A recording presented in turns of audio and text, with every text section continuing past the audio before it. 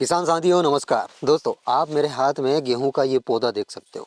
अब इसको आप लास्ट स्टेज भी बोल सकते हो और सबसे इम्पोर्टेंट स्टेज भी बोल सकते हो। अब इम्पोर्टेंट बोलने का एक कारण है, क्योंकि शुरुआत में तो हम सब कुछ देते हैं, मतलब खाद उर्वरक में हमने सब कुछ दे दिया।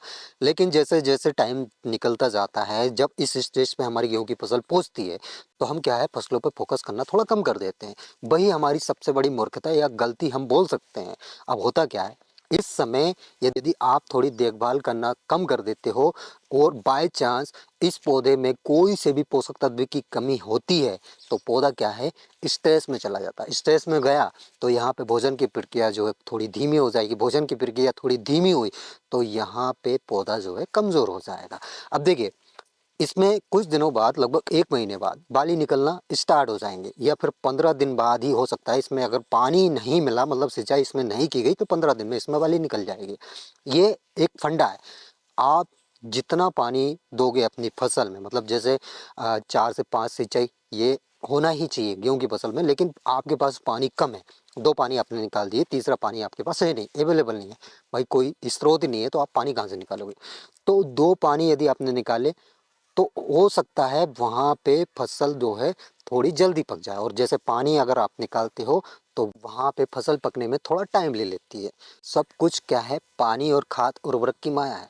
यदि आप खाद उर्वरक का सही से डील रखते हो, इसलिए मैं बोलता हूँ, बार बार हर एक वीडियो में बोलता हूँ, जैसे पौधे को जो ज़रूरत है वो आप सही समय पे सही मात्रा में यदि आप दे रहे हो, तो भाई साहब आपको अच्छा उत्पादन लेने से कोई नहीं रोक सकता। ये मेरी गारंटी है। और यदि आप सही समय पे कुछ नहीं दे रहे हो, जैसे अभी इसको फास्फोरस की जरूरत है, आप लेके बैठे हो नाइट्रोजन, तो क्या होगा, पौधा बढ़वार तो कर लेगा, उस हिसाब से पौधा मजबूत नहीं बन पाएगा। तो ये एक फंडा है, और इस फंडे के बारे में मैं आपको A to Z जानकारी इस वीडियो के माध्यम से देने वाला हूँ। बस वीडियो को पूरा जरूर देख लेना, एक एक जानकारी लेके जाना, और ऐसी इंफॉर्मेटिव जानकारी आपको कोई और नहीं देगा। ये वीडियो यदि आपने पूरी देख ली तो आप को और कोई सी वीडियो देखने की ज़रूरत नहीं पड़ेगी। मतलब आप अपनी खेती के खुद ही डॉक्टर बनने वाले हो। और मेरा टारगेट सिर्फ और सिर्फ यही है, हर एक किसान भाई को एक खेती का डॉक्टर बना के छोड़ूंगा। भले वो खेती कर रहा हो, लंबे समय से कर रहा हो, या फिर आज न्यू जनरेशन के लोग यदि खेती कर रहे हो, तो हर एक किसान भाई को ये जानकारी नहीं होती है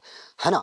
तो सबसे पहले स्टार्ट करते हैं भाई साहब। हमारी जो फसल है 40-42 दिन की है, या फिर 30-32 दिन की है, या फिर आप पहला पानी लगा रहे हो, दूसरा पानी लगा रहे हो, या फिर तीसरा पानी लगा रहे हो। देखिए, पहले पानी में क्या होता है, पौधा छोटा रहता है। सीआरआई स्टेज में हम पहला पानी लगाते हैं 21-22 दिन की अवस्था में। उस समय सबसे ज़्यादा नाइट्रोजन की ज़रूरत लगती है, क्योंकि पहले हम सब कुछ दे चुके होते हैं बेसल डोज में, फास्फोरस, पोटास, जिंक, ये सब कुछ हमने बेसल डोज में दे दिया। जिन किसान भाइयों ने बेसल डोज में नहीं दिया है, तो वो पहले पानी पे ये सारी चीज़ें दे सकते हैं, मतलब पोषक तत्वों की पूर्ति पहले पानी पे कर सकते हैं। दूसरा पानी 40-42 दिन मतलब टेलरिंग स्टेज पे दिया जाता है। इस समय भी हम पोषक तत्वों की पूर्ति कर सकते हैं।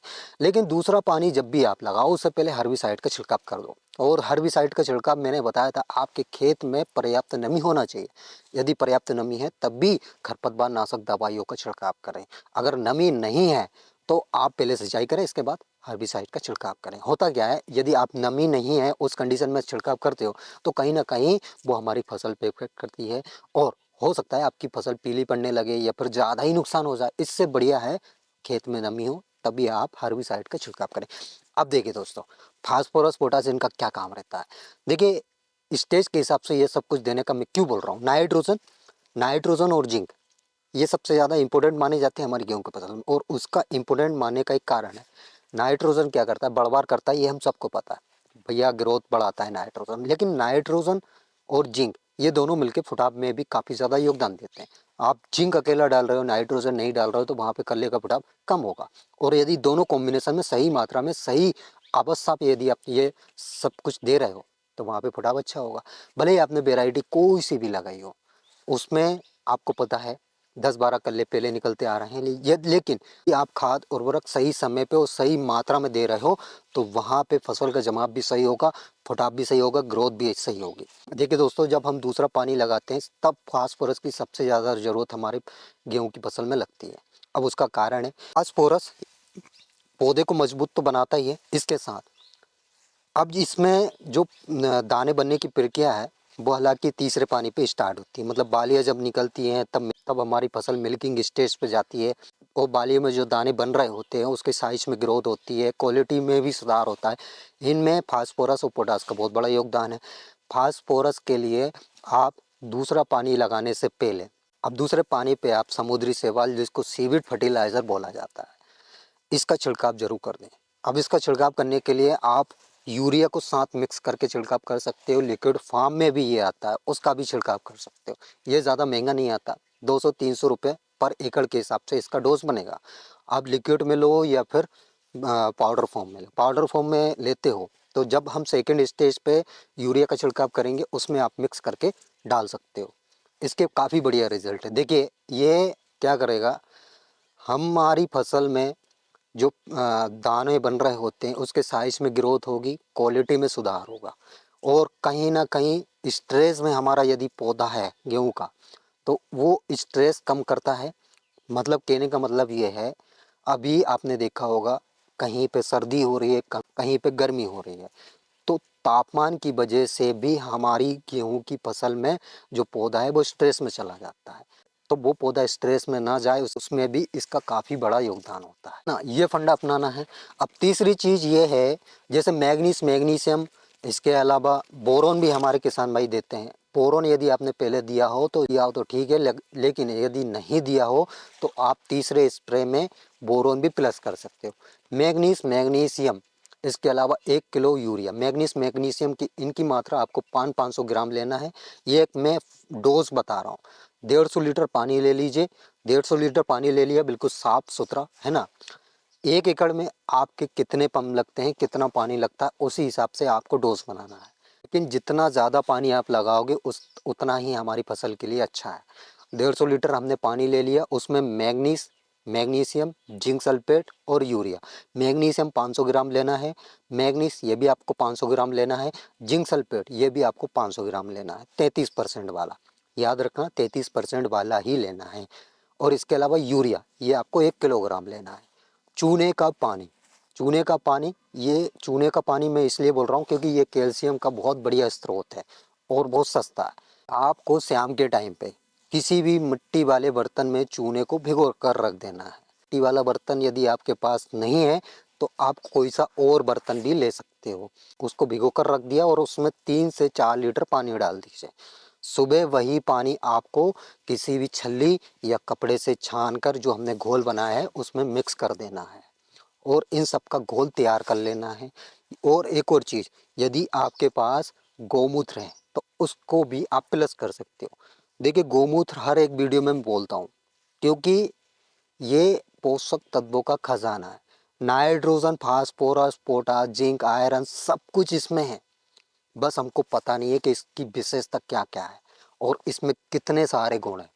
गौमूत्र यदि आप अपनी फसल में सीधा छिड़काव भी करते हो तो ये भी काफ़ी बढ़िया रिजल्ट है। देखिए जो हम मार्केट से टॉनिक वगैरह लाते हैं ना, तो कहीं ना कहीं वो सारे टॉनिकों में गौमूत्र प्लस किया जाता है।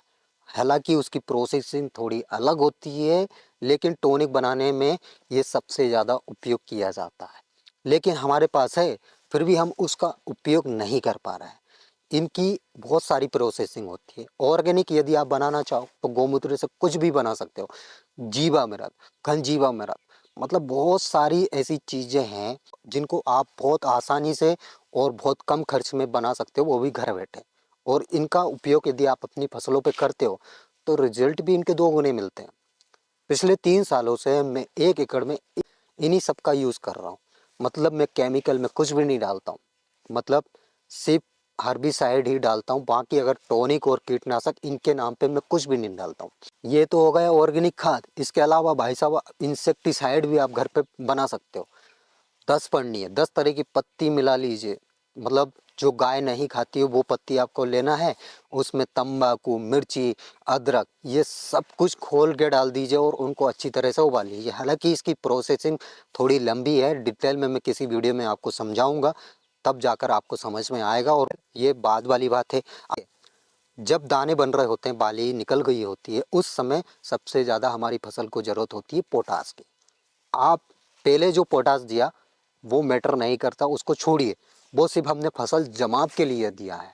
अब जो पोटास हम देंगे वो दाने का साइज बढ़ाने के लिए दाने में क्वालिटी आ जाए, इसके लिए हम पोटास देने वाले हैं। देखिए, ऐसा कोई सा टॉनिक नहीं बना है जिससे साइज बढ़ जाए, लेकिन जो बाली निकल रही है वो एकदम कसी हुई रहे, उसमें हर एक दाना भर सके, हर एक दाना अच्छी तरह कंप्लीट हो जाए, उसके लिए पोषक तत्व दिए जाते हैं। ऐसा यदि आप देख रहे हो किसी वीडियो में कि बाली का साइज इतना हो जाएगा, उतना हो जाएगा, 1 फुट की एक बाली हो जाएगी, तो इन पे ज़्यादा ध्यान ना दें। ऐसा कोई सा टॉनिक नहीं बनाए कि जिससे 1 फुट की लंबी या 2 फुट लंबी बाली हो जाएगी। सिर्फ बाली में जो दाने बन रहे हैं वो अच्छे से बन जाए और हर एक दाना अच्छे से पक जाए, उसके लिए पोषक तत्व दिए जाते हैं, ना कि बाली बढ़ाने के लिए। इसके अलावा दूसरे पानी पे आपको ल्यूसीन का भी छिड़काव करना है। यदि आपकी फसल में ज़्यादा ही ग्रोथ हो रही है तो आपको ल्यूसीन डालना ही पड़ेगा। क्यों? क्योंकि फसल में यदि ज़्यादा ग्रोथ हो जाती है तो कहीं ना कहीं उस फसल में हमको डर रहता है कि कहीं ना ये आड़ी ना हो जाए, और आड़ी यदि हो जाती है तो वहाँ पे हमारा उत्पादन सीधा सट गिर जाता है। क्यों? क्योंकि वहाँ पे जीरो साइज का दाना बनेगा, और इसलिए इस बात का भी विशेषकर ध्यान रखना है, ल्यूसीन का आपको छिड़काव करना है। यदि आपके पास पानी पर्याप्त है, आप खाद और उर्वरक सही तरीके से दे रहे हो, नाइट्रोजन यदि आपने ज़्यादा दे दी तो उस कंडीशन में भी ग्रोथ ज़्यादा ले लेती है फसल। तो यदि फसल में ज़्यादा ग्रोथ हो रही है तो ल्यूसीन का आप छिड़काव कर दीजिए। यदि आप दूसरे पानी पे नहीं कर रहे हो तो तीसरे पानी पे आपको कंपलसरी करना ही पड़ेगा। तो आई होप दोस्तों आपको मेरे द्वारा दी गई जानकारी समझ आई होगी, वीडियो भी पसंद आई होगी। वीडियो अगर अच्छी लगी हो तो एक लाइक ज़रूर कर देना, और जो किसान भाई इस चैनल पे पहली बार आए हैं, अभी तक यदि चैनल को सब्सक्राइब नहीं किया है तो सबसे पहला काम भाई साहब चैनल को सब्सक्राइब कर लीजिए। साइड में जो बेल आइकन है उसको दबा लीजिए, ताकि वीडियो की नोटिफिकेशन आपको तुरंत मिल सके और तुरंत आपके पास गेहूं से रिलेटेड जानकारी पहुंच सके। तो आज के लिए इतना ही काफ़ी है। मिलते हैं नेक्स्ट वीडियो में नेक्स्ट टॉपिक के साथ। तब तक के लिए tata bye bye, take care, अपना ख्याल रखिएगा। जय राम जी की।